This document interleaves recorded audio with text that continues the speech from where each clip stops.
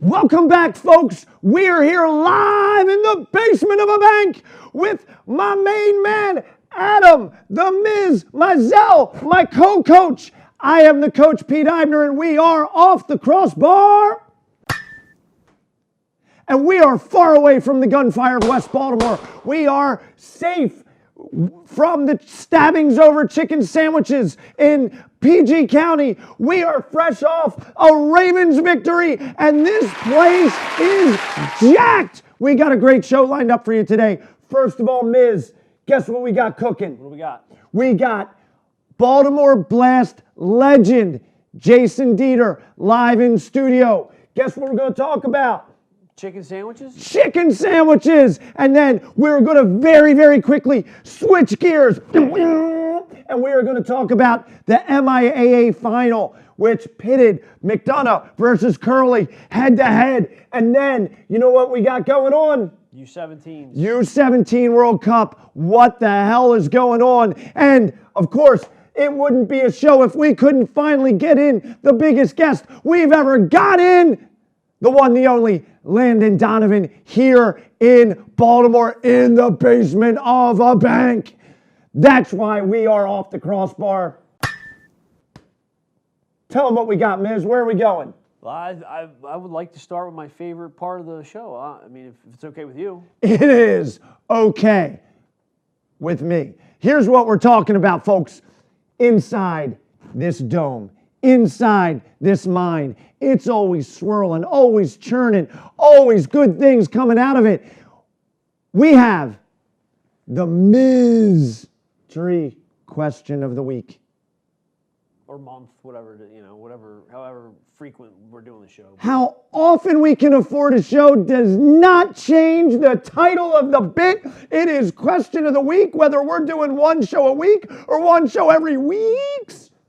I got to tell you, though, honestly, I saw you come in today, man. You looked real smooth. I mean, any reason for that? You look like your posture was good, everything was good, relaxed. I mean, it's funny you should ask that question, Miz. Just didn't look normal. I mean, you looked way more relaxed and, Let me tell you something. I have the absolute best chiropractor in the business. That's what, okay. All right, I got you. Dr. Adam Maddox from Ideal Health Chiropractic. I tell you what, he gets you a little rub on the shoulders. Boom, you are back to normal. And by the way, I got to tell you this. I used to have an acupuncturist that used to work on me. I now go to Adam Maddox. You know why I fired my other acupuncturist? Why? That guy was a total backstabber. He couldn't get anything done right. And there you go. That's tier 3. Tier 3? Oh my gosh. Oh my gosh. I had to fire my massage therapist too. Why? She just kind of rubbed me the wrong way. Anyway, Adam Maddox is the guy to go to. Him and his staff will hook you up. You will be gliding. I believe that just based on what I saw today. I mean, it's evidence, right? Best in the business. All right, so you ready for the question or what? I'm always ready for the question. Okay, so Halloween just passed. Halloween. A lot of people's favorite holiday. It's great when you're a kid more than it's when you're an adult, but as a kid, like in each year this comes around with the new trends and what's popular as far as what to give the kids. There's always, trick or treat. However, there's never a trick. It's always just give them candy. But what is your favorite Halloween candy? When you were a kid and you're walking through Mr. Walker, trick or treat, boop, boop, and 2-3 things pop in the bag, and you get home later that night, you dump the pillowcase out on the table, you're sifting through the candy. What goes to the right and what goes to the garbage left? Like, give it to me. Number one of all time. My favorite of all time, Reese's Peanut Butter Cups. Reese's Peanut Butter Cups for a Halloween candy, top shelf. That always stayed to the right. The things that I would let my parents have, the Smarties. Remember the little Smarties that came? They were about this big and you had to unwrap them? Yeah. Just the work going into unwrap it for such a little amount of sugar, not worth it. Really? Not worth it. You spend more energy trying to untie those little bastards than you get from actually eating the Smarties. Another good favorite, little box of Lemon Heads. Way underrated candy. Way underrated. How about you, Miz? I'm a nerds guy. Anytime I get nerds, they're front and center for me, top priority every time. Well, you know what? It's funny because that was one of the ones when my kids were little, they didn't know any better. So they would go trick-or-treating, they'd come back with all this candy, and as a responsible parent, you would have to separate the good stuff from the bad stuff, right? Because you don't want to get them the bad stuff. But nerds were always one where I say, you don't really want that, they could be tainted. Here, have this apple. And that's the way I would work it. I would steal the good stuff. When we were younger, it was very important for us to kind of inspect everything. I mean, does that still go on? I don't see that much anymore. There's not the level of inspection that we used to put into it, like with turning the one twisted caramel to make sure there's nothing in it 5 times. I mean, that doesn't happen anymore. In a weird society, I think we should inspect more. I don't think we do. But you know what I wonder if people still do? Do you ever have the lazy-ass neighbor that would put a big bowl out and said, take one? Yeah. What would you do? Take 5. Take the whole effing bowl. Are you kidding me? You're taking the whole bowl. Dumbass. Don't trust people. Well, full disclosure, I would get 3 houses down, and then I would feel bad that I took 5, and I would walk 4 back. And you really believe that? No. What a gentleman. A gentleman. Me, whole bowl in the bag. Screw them. I like it. And that is your mystery question of the week, brought to you by Ideal Health Chiropractic. Call my man Adam Maddox. He will hook you up. No more back pain. Hey everybody, this is Coach Pete Eibner to talk about my company, Fast Forward Training Systems. We develop kids with the ball, make them better soccer players, increase their technical skill, increase their speed of play, and yes, we also do strength, speed, and agility. We've been in business since 1991. We've gotten over 500 kids to the Division I level in college. We have trained the best in the area. Would love to train you. So let's get out, let's kick the ball around. Visit the website, www.fastforwardtrainingsystems.com. Welcome back, folks. Let me tell you something. This is a phenomenal show at Off the Crossbar. I'm telling you, I'm so jacked up about it. We got maybe one of the biggest guests we've ever gotten, Miz. I'm pumped. I mean, I'm serious. I can see it right now. The letters of the word blast lighten up. The smoke machine starting in the back of the room. You can hear it in the background. Celebration coming on. The lights are starting to flicker. We have none other than Baltimore Blast legend, Jason Dieter, coming here. Let me tell you something. He might be number 19 in your program, but he is number 1 in your hearts. Let's give a big Off the Crossbar welcome to Jason Dieter. Welcome, man. Welcome. Welcome. Could that have been any more awkward? When someone calls your name, you get off your duff and you come over here. Going to have to be tough to match your energy. Oh my goodness. As always. Jason Dieter, look at this guy. He hasn't aged a day, I'm telling you. Looks like he's 21. Look at the hair, Miz. I'm jealous. What would you do to get that head of hair? Man, I can't say it here. It is unbelievable. Man, you look great. What are you doing? Well, thanks for having me, guys. Thanks for having me. Just working, going through my day and raising my kids and, just the same thing you guys do and every day and just trying to get by, that's all. So what are you doing now job-wise? At Howard Bank, just working on the business side with commercial clients and kind of been doing the same gig here for about 20, 21 years. So, Now you started in the banking from your Blast days at First Mariner, right? Yeah, so Ed Hale, when he drafted me out of college in '92, I mean, his bank was around in '95 when I stopped playing for a year in '97. I went to work for him. And then when he bought the team back in '98, the Blast, that's when I went back to play. So at that time, I was doing a little bit of both. So for the following 5 years of my career was kind of working at the bank and practicing with the Blast at the same time. And became a challenge, right, as you get older and more and more injuries, right? Yeah. It was just kind of trying to work 2 jobs, but it turned into a career for me, and I'm thankful for Ed for giving me that opportunity. He did that for a lot of guys, didn't he? He did, and there's another guy, Lance Johnson, who's in the Blast Hall of Fame.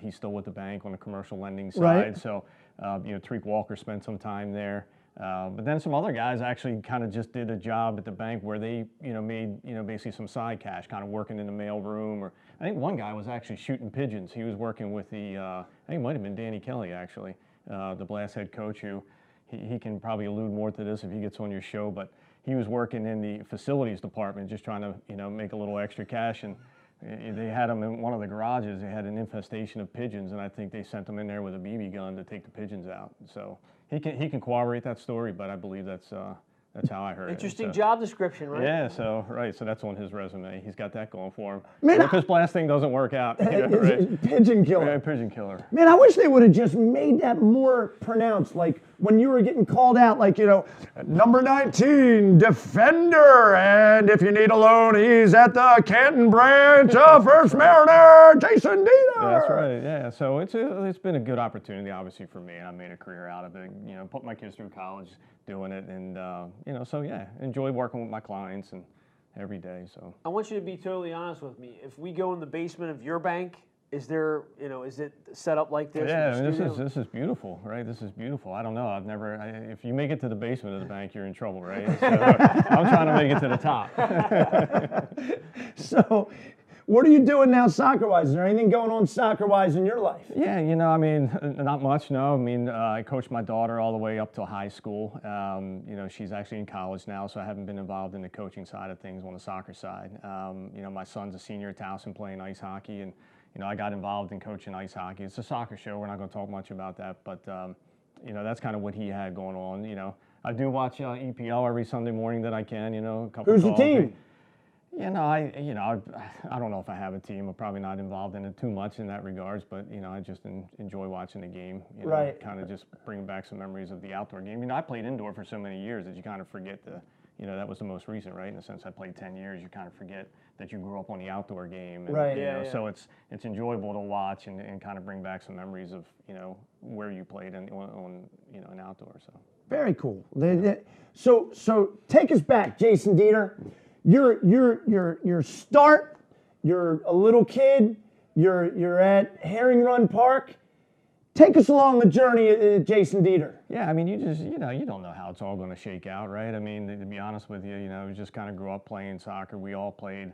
I think some of the things that I remember is playing with older guys like Danny Rose and Guy Lamberti, playing, in the local sandlot fields and, or courts. And, I remember guys like Timmy Whitman, watching him, as a 17, 18-year-old, and I was much younger, but him at Herring Run Park, juggling a soccer ball, kind of like a self-taught type of guy, right? Right. And you talk to Pete Caringi now, and he's mentioned this, where you don't see that a lot anymore, where kids are kind of out there on their own, down the field, juggling a ball. Yeah. It's all about, just practicing and, with club coaches, and I'm not knocking that, but that's kind of what we did growing up, right? Yeah, so for sure. It kind of led me into curly, and then from curly, I was average player at curly. I think it wasn't until I got with Pete Caringi, at Essex for 2 years, and Pete, you were part of those teams, and UMBC, where, he instilled, just confidence in me, and kind of I feel like he took me from here to here, and then I got an opportunity to play with the Blast and for 10 years, and it kind of just all worked out. Stars aligned for me, and I owe a lot to that too.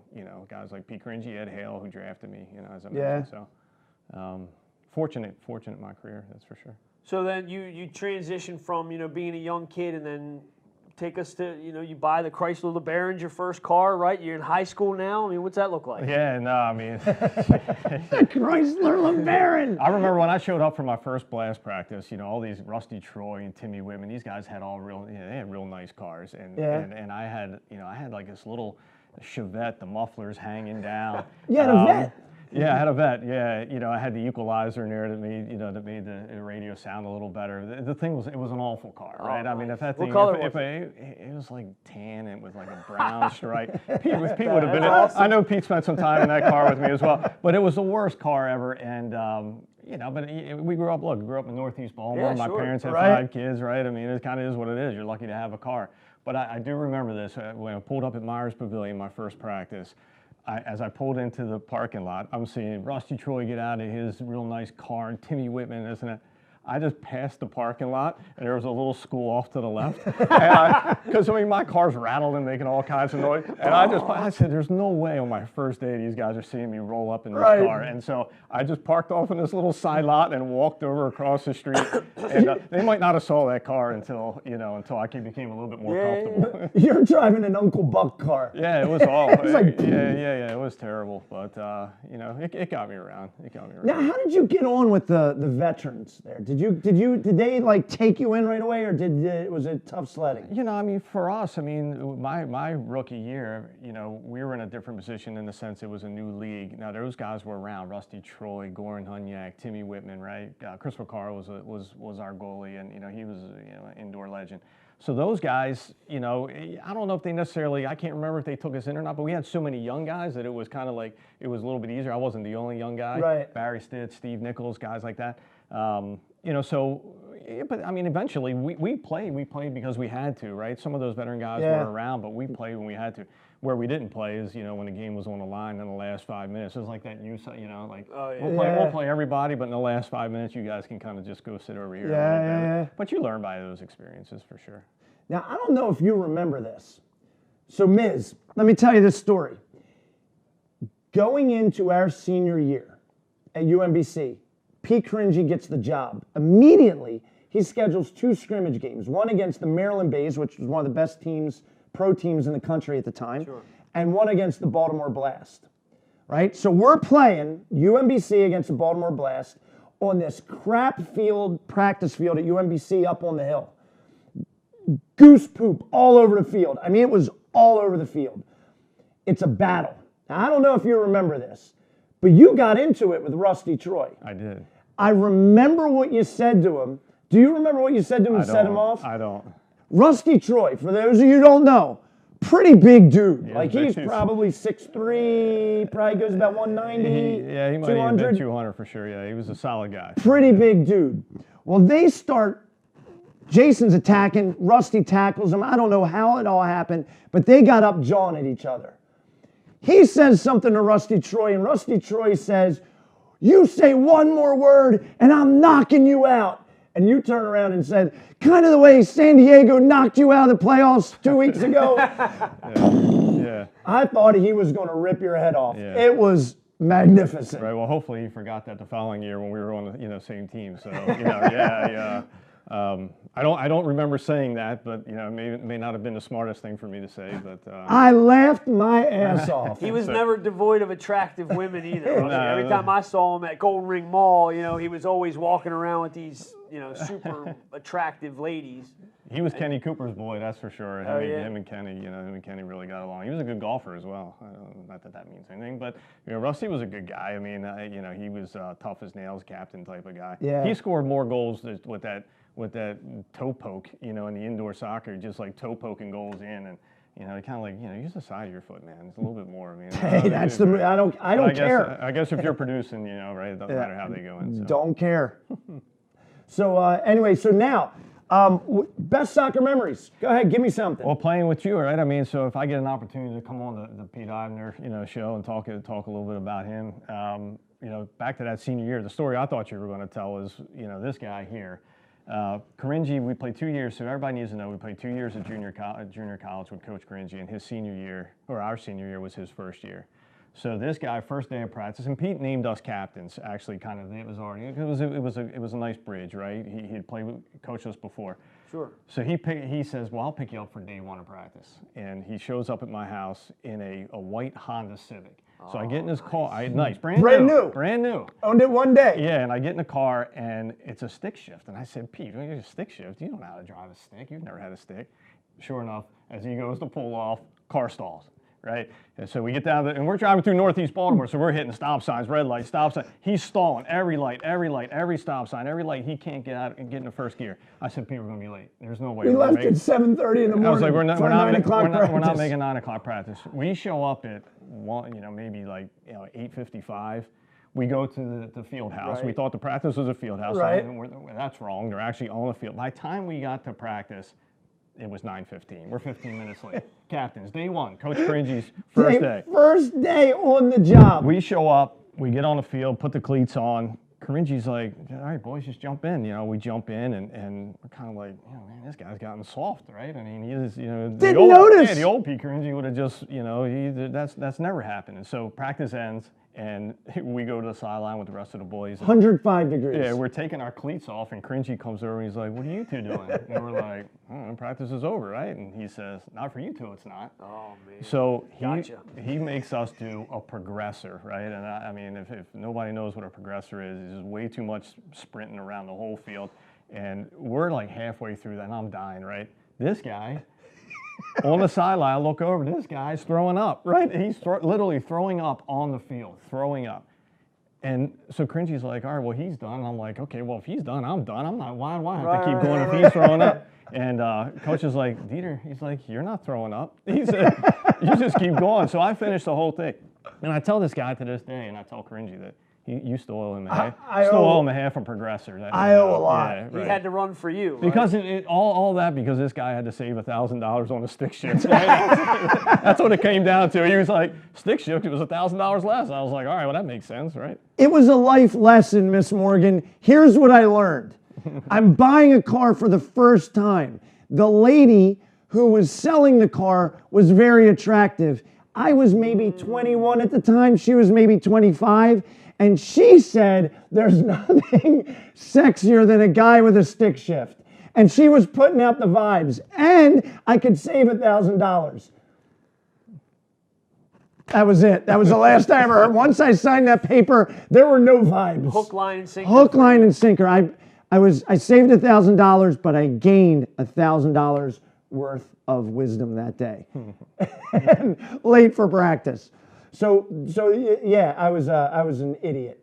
Idiot, Miz. It's a great story. Those are great memories too, like that you have, and you still bond, you know what I mean? Like you still see each other and you stay friends through all the time. That's yeah. A lot of times, like I tell kids, like the most important thing to me is not what we do on the field. It's 15 years from now that you guys are still, talking and keeping in touch and all that. I know life kind of takes you in different directions, but you always try to just make a little effort to stay connected. Yeah, but you know what? Like, here's one of the things I love about this guy. In college, games on the line, you need a goal. He had like a patented way to score. It was incredible. He'd get on the left side, cut in right at the 18, whack, far post, golden. It was like automatic. It was like playing FIFA for him. Yeah, it ended up being kind of that bread and butter move, but just that one touch to the right and back post and. Did you curve it in or just hit it straight? Yeah, just kind of like, inside of the foot, kind of just bending it in, kind of just looking for that back post and, kind of side netting type of deal. But, yeah, it worked at times for sure. Scored the best goal in my soccer career, the most important goal, I think. Yeah. You remember the goal? Rockville. And so this is regional final for us to go to nationals our sophomore year, go to national final in junior college. At Essex, you guys were playing. Yes, we're playing at Essex, and we're playing against Rockville. We were maybe number 1, they're number 3, or vice versa. Or yeah, they were ranked ahead of us. Yeah, and the game actually, so it was 0-0. We were playing at Rockville, and the game was 0-0.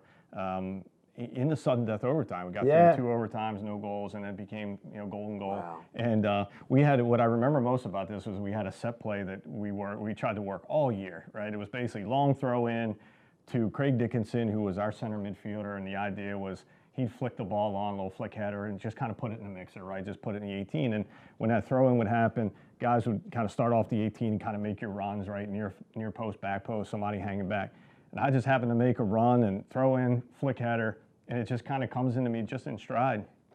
Same thing, side foot. It was that side foot back post, wow. And it kind of but I took it out of the air and it goes in and it's golden goal. What I really remember about that was when I scored that goal, Cringy was a guy, he always would keep like 30 guys on the team. Right. He'd keep 9 goalies, right? You're like, Coach, we don't need all these people. So I score this goal and, I turn and I'm running. We're going to nationals, right? I mean, that put us in nationals. So I'm going, these guys tackle me. But what happened was when he tackled me, I landed on my back, right? Here comes all 30 guys from the bench. He had 8 coaches, 9 goalies. There must have been, it felt like 50 people. Listen to me. I will never forget this. I honestly, you're celebrating first. I'm like, yeah, this is But honestly, there came within like 10 seconds, I literally thought I was going to die. I could not breathe. I had 30 human beings on top of me, and I'm laying on my back, and I think I'm yelling like, get off! Like I can't. Literally, I'm losing my breath here. I thought I was going to die, but no, it was certainly a goal I'll always remember for sure. It was one of the coolest moments I've ever seen. Yeah. And as a player, as a coach, whatever, it was incredible. Side note, we go to the party that night. We had a celebration party at Mickey and Chip Cochella's house because Chip Cochella, Mickey's brother, was on that team. Kool-Aid and potato chips were on the menu. Look, that party was the best party I've ever been to in my life. And a lot of Wiedemann. A lot of Wiedemann. They had kegs all over the place. Mickey and Chip's mother got up on the table, right?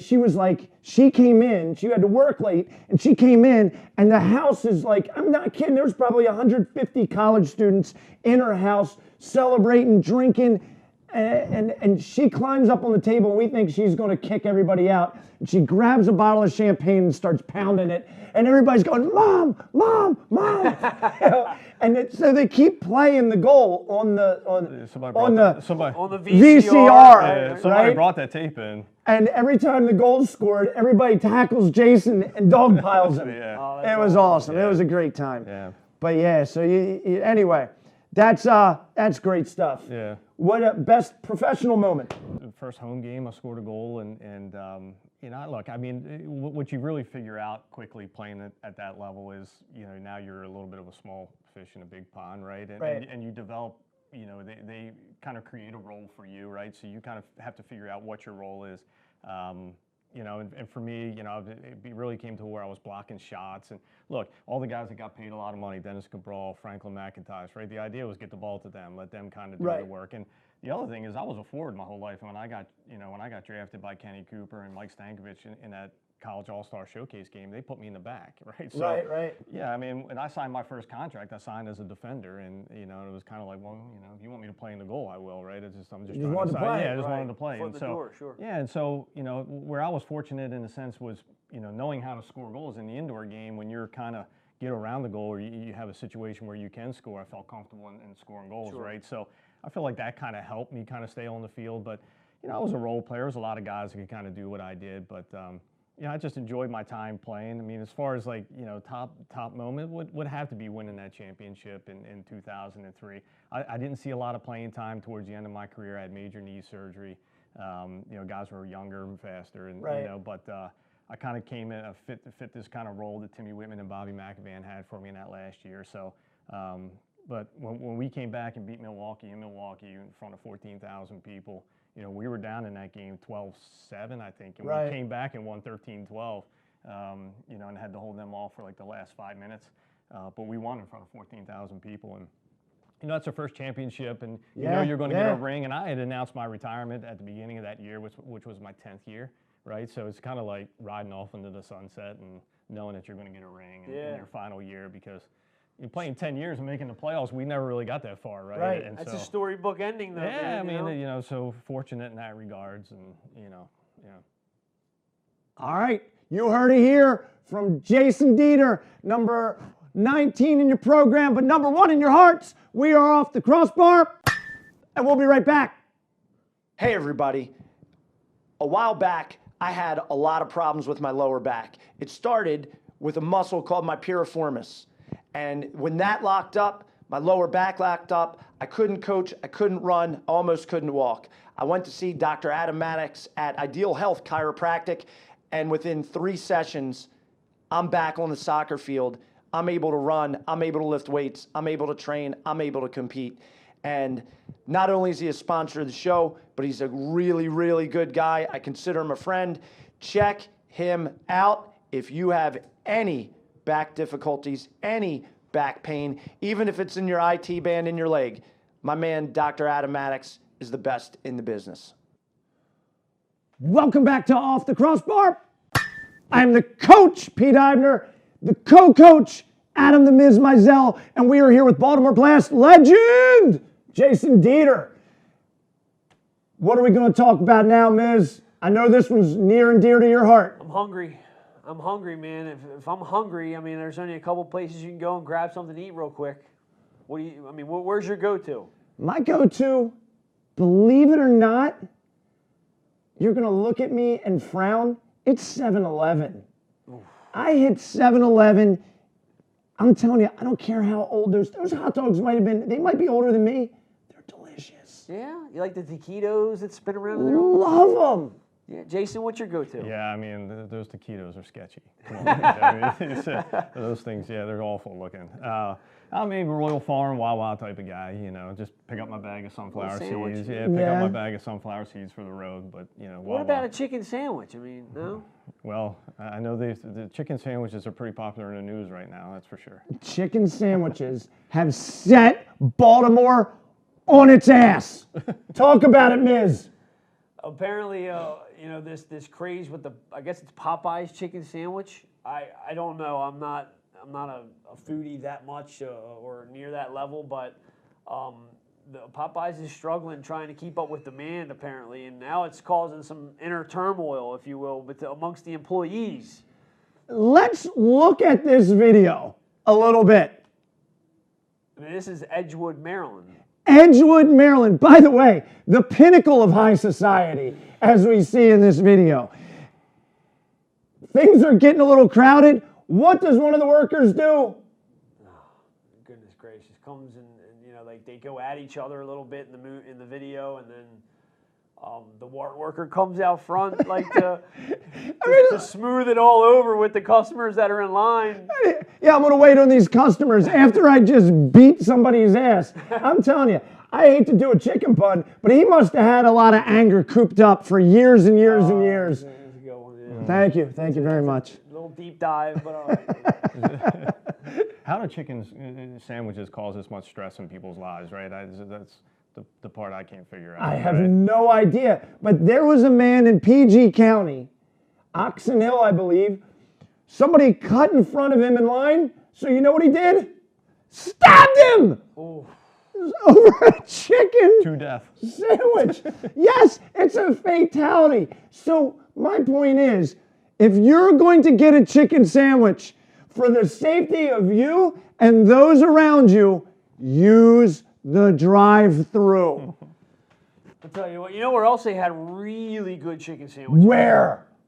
They had them the other night at CCBC Essex for the MIAA final between Curly and McDonough. MIAA final.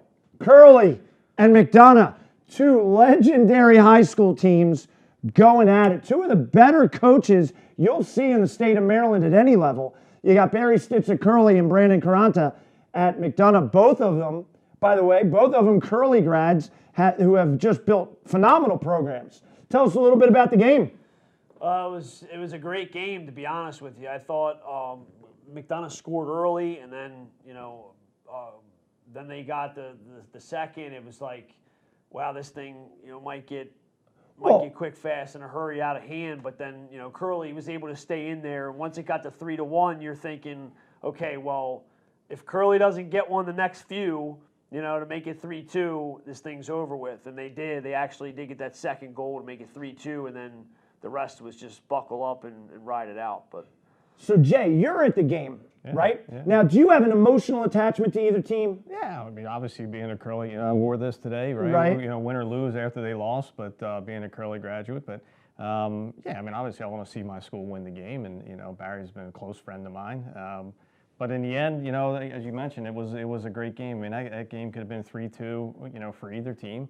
I thought Curly, my personal opinion, was that Curly, the first 15 minutes, was the better team. And they were all over them. They had 2 or 3 quality chances to score. Could have had some chances to break down that wall, open up the door. I mean, if they score first or, maybe get the first 1 or 2, I mean, it's a different game. And, McDonough didn't score that first goal until they had their first possession in their offensive third. Mm-hmm. And it was actually a Curly giveaway that to the midfielder, who then found his guy on the far side in a one-on-one situation, and kind of just beat the guy out wide, took a shot near post and went in, and probably the goalie, I think, I'm sure he feels like he should have saved it, but he did get a handle. He got did. Something on. He did, but I mean, it was kind of one of them deals where it's one shot, one goal, and your first 15 minutes, you're kind of like, they came out with a lot of energy, Curly. I mean, they didn't come out flat. They were ready to play, and they go down and score 1 goal and 1 shot, and then Curly ties it up to their credit. But then that second goal, they came down, second shot, second goal, right? That goalie for Curly is a little small. and that beat him up high. Kid hit the ball well. Listen, he struck it well. The only thing, one thing I thought was a kid making a run down the left side, and I kind of feel like maybe the goalie thought that he might have been going to swing that ball across, right? That's to that's try what to I find said, that guy, and maybe caught him off guard a little bit. But you're right, he got good pace on that ball, and it went in, and now Curly just kind of was always chasing, right? I mean, they're always chasing that score, not necessarily chasing the game as they were playing well enough, but they're down, and then they're down, and then the third goal in the first minute of the second half. I mean, I'm sure it caught everybody off guard because you're going to give that speech. We got 40 minutes here, and then boom, they score, right? That's deflating. To Curly's credit, they come back and score, and then I think there's 25 minutes left in the game that that they can find the equalizer, and it just didn't really work out that way, but. McDonough. It was a good game. It was a good game to watch. A lot of credit goes to Brandon Carante here because at the beginning of the year in their conference, they hit some bumps. I mean, there was a while where they were maybe thinking, people were thinking maybe they don't make the playoffs. Curly beat them earlier in the year pretty soundly by a score, but it was a fairly even, maybe Curly maybe had a little bit better of the play, but it wasn't a 3-0 game. I think it was a 3-0 final.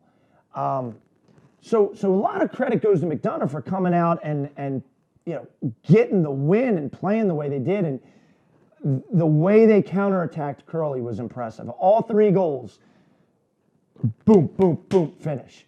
The goal in the second half, the way it went, it was a great team goal. Boom, boom, boom, get it to the outside. Stretch the backs out, flood into the 6, and if it wasn't the guy that scored, it's 2 other guys could have put it in. It was a great build-up. Yeah, I had my head down. I looked up, and there's 3 guys about to tap the ball. I didn't know who was going to finish it. I think if you ask the Curly defender there, I think it was Kenny Clapp there. He had a chance to make the tackle at half field, and it kind of just the bounce went McDonough's way. And to their credit, they took advantage of it. I mean, that's what good teams do, right? They get an opportunity, they take advantage. And if you make a mistake or you rethink something, they make you pay for it. And that's what they did. And the other thing with McDonough is the same kid scored all 3. So if you got a kid that's hot and you know it, get him the ball. And I mean, it's a simple game plan. Yeah, but conversely, if there's a kid that's hot and you know it, you got to find a way to defend against him. You can't give that guy opportunities. Yeah, and I think the Curly guy, he got both, right? So he had just basically 2 goal scorers. I think the Curly forward scored both goals. Well, after the second goal, when he got hit, he came out of the game. And that's a huge loss for them. He's a quality player. Yeah.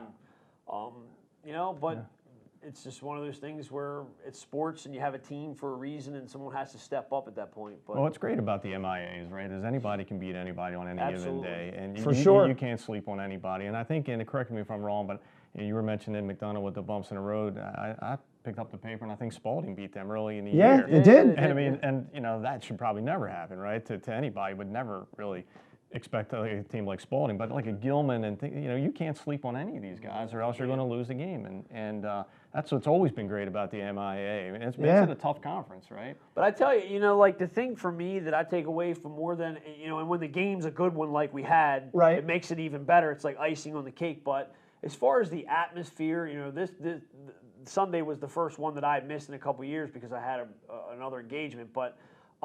The atmosphere at these games is it's incredible. It's great. It really is. I mean, absolutely great. To see the alumni from the schools come out and the former players from just a few years ago, and then their families and everyone that's connected to the schools, and then a lot it people that don't even have a dog in the fight just to come just to go be part and of it. See it. Yeah, absolutely. It's amazing. It's incredible, and it just shows you how much the community, our soccer community in the local area, just supports each other. It's fantastic to see. McDonough, 3rd championship in a row.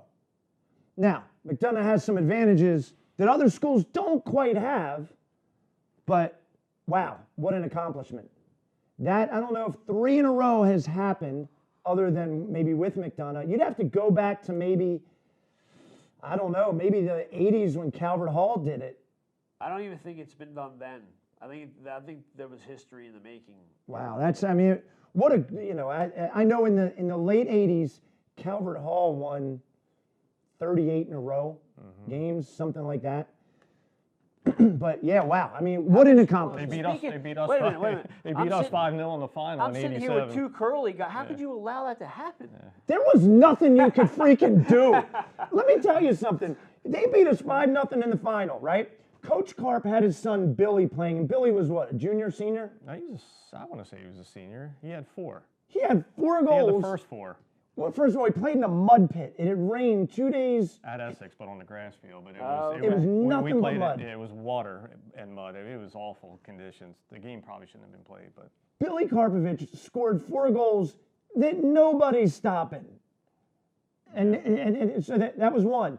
The following year, they play and Rob Elliott had like 7 goals. Then Curly gets to the final the next year. Rob Elliott had like 7 goals. Before we got there, I think Calvert Hall still won it because they had like Chris Slifka and Chad Cooper and Aaron Velli, and it was like any kid in Baltimore that could play ended up at Calvert Hall. And Coach Karp, great coach, got the most out of his players who were already pretty freaking good. And I would like to see an all MIAA team, right? So taking the Chris Reeves of the world, and Right. Timmy Whitman's, and then you could go on the Curly side, whatever. Just an all MIA over the years and try to put a top 11. And I mean the players that came out of the MIAA and are still playing in the MIAA, it's incredible. I mean, it really is. It's a class league of the country. It has to be, right? I mean. I would think so. arguably. I mean, I don't know anywhere else that they have a high school league that is that competitive and plays at that level. I just don't. I don't know that it exists, honestly. Yeah. And if it does, it has to be one of the warmer states where they play all year round. Like Virginia plays high school in the spring, which is kind of weird. They're one of the only states that does that, but. Like your Floridas, your Texas, your California, where they're able to play outside all year long. Yeah. You would think that most of those kids are better. there's only one school that I know of nationally. I don't know about the conference, but one school nationally that would own the MIAA, and that's St. Benedict's in New Jersey. We got to play them when I was at Curly, and we had a loaded team, and it was a whole different ball game. It was like playing a very, very high level club team at high school, and they were all seniors, and they were all good, and they took it to us. I think St. Benedict's played again. They either played Curly or McDonough or Calvert Hall and took it to them later on. But St. Benedict's, but I don't know of a league where you have teams of Loyola, Calvert Hall, McDonough, Curly, even the teams that aren't as well known. St. Joe, right? St. Joe. Oh my gosh, how you leave them out? And then you have, Spalding, who they used to be down here. They can beat anybody on any given day. Gilman might not be known as a soccer school. They might have 11 lacrosse players on the field, but they're all phenomenal athletes that, They're going to beat you up physically, and that's kind of how they played their game, and just kind of pack it in. And, Yeah. it was tough to win. I don't know if we ever won at Gilman when I played, but we'd always beat Gilman bad at home. It seemed like, but couldn't beat them on the road. But beating them out there was always seemed to be tough. Tough sledding. Yeah. All right. So you heard it here. By the way, we forgot to mention the goal scorer for McDonough, who had a phenomenal game. Probably won't forget that day in a long time. He won't forget it. Vince Petrera, he won't forget that day. I mean, he was just a monster, and like he was hot, and he was getting the looks that are high percentage, and he made no mistake about it. He was able to put it away. First two finishes, pretty special. Last one was a tap in, but I mean, you're in the right place at the right time, and the build up in, and you made the right run. But how many times do you see kids miss that, though? Like, it's a sloppy play in front, the goalkeeper's down, the ball's bouncing, he did well, it's on his left, which he's not left foot, and he did well to just slot it in, but... No left. Right. I No mean, left. Seriously, I make 3 right turns because it can't go left. Yeah, no left. No left. Underrated goalie scorer, but he was definitely... 3 goals is 3 man of the goals, match. right? I mean, how do 3 you- goals is 3 goals in Yep, the final. I mean, no doubt. that's good for him. Yeah. For sure. All right, we are off the crossbar, and we'll be right back. Welcome back to Off the Crossbar. Miz, it's time for my absolute favorite part of the show. Jay, let me tell you something. This takes you back. Let's go back in time to when Your Chevette was your pride and joy. Let's take you back to a time where Bon Jovi is young and good looking, and Madonna was all the rage. Okay. What was the hairstyle of choice? Who, me? Man, I had kind of the feather. I think I had a rat tail at one point too. We were just talking about this the other day, and that's awful. But we might be a little. Let's go forward a little bit. Let's go maybe senior year going into high school. Tell me about what into college. Tell me about what you're sporting, kid. Hairdo wise. Hairdo wise. This is it. I've had the same hairdo since sophomore year at Curly.